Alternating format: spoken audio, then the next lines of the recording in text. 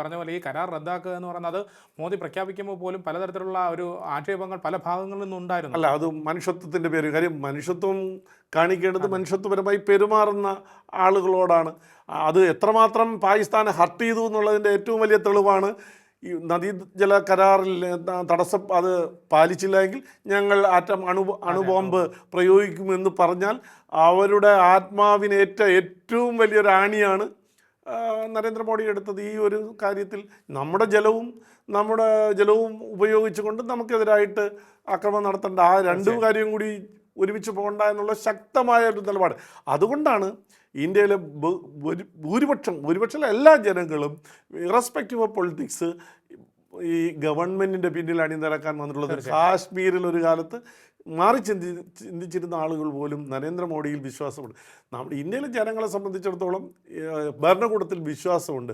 ഭരണകൂടം ചതിക്കില്ല, രാഷ്ട്രീയ താല്പര്യങ്ങൾ വെച്ചുകൊണ്ട് ഈ ജനതയെ ചതിക്കില്ല എന്നുള്ളൊരു തോന്നൽ തീർച്ചയായിട്ടുണ്ട്. അത് ഈ മരിച്ചുപോയ ഈ ഭീകരാക്രമണത്തിൽ മരിച്ചുപോയ രക്തസാക്ഷികളുണ്ട്, അവരുടെ കുടുംബത്തിന് വലിയ വിശ്വാസമുണ്ട്. പ്രധാനമന്ത്രി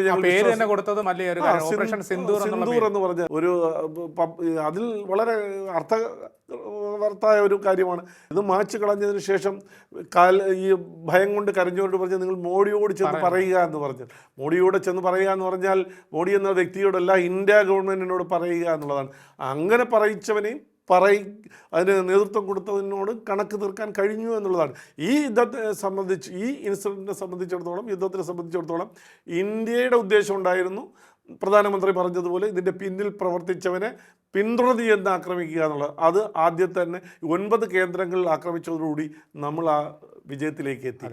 അതിനുശേഷം നടന്നിട്ടുള്ളത് അവരുടെ റിട്ടാലിയേഷൻ. അതിന് കണക്ക് എണ്ണി പറഞ്ഞ് മറുപടി കൊടുക്കുകയും ചെയ്തിട്ടുണ്ട്. അതുകൊണ്ട് ഇന്ത്യ ഗവൺമെൻറ്റിനെ സംബന്ധിച്ചിടത്തോളം ജനങ്ങളുടെ സുരക്ഷയാണ്, ഈ രാജ്യത്തിൻ്റെ സുരക്ഷിതത്വമാണ്, മറ്റാളുകൾ എന്ത് ചിന്തിക്കുന്നുള്ളതല്ല. ആ രീതിയിലേക്ക് ഗവൺമെൻറ്റിനോടൊപ്പം നിൽക്കാൻ നമ്മുടെ പ്രതിപക്ഷ പാർട്ടികളും കൂടി തയ്യാറാകണം എന്നുള്ളതാണ്. രാഷ്ട്രീയം നമുക്ക് വേണം, പക്ഷേ രാഷ്ട്രത്തെ സംബന്ധിച്ചുള്ളൊരു നിലപാടെടുക്കേണ്ട സാഹചര്യം വരുമ്പോൾ ഒപ്പം നിൽക്കാൻ എല്ലാവരും തയ്യാറാകണം എന്നുള്ളത്.